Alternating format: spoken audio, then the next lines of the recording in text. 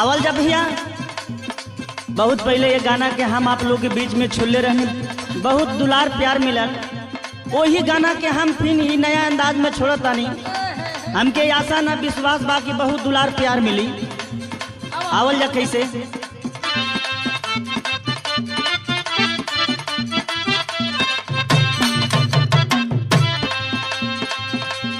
रतिया होले गरमिया ना डोले पमाना माना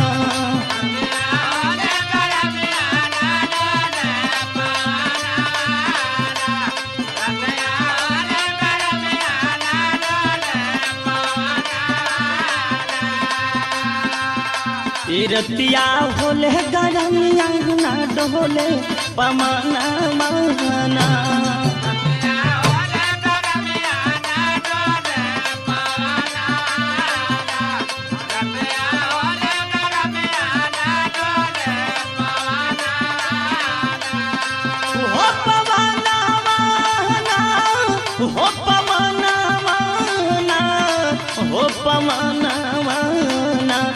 रतिया होले गरमिया ना डोले पमाना माना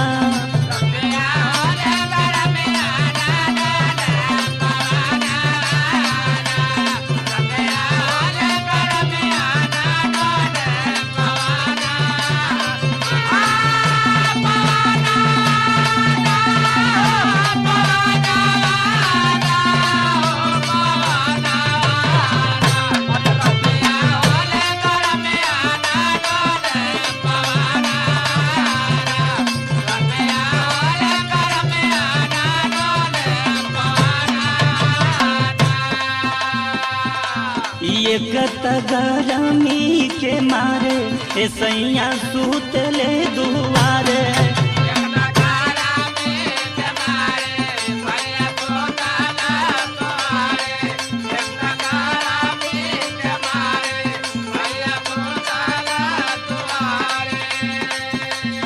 एक गरमी के मारे सैया सूतले दुआरे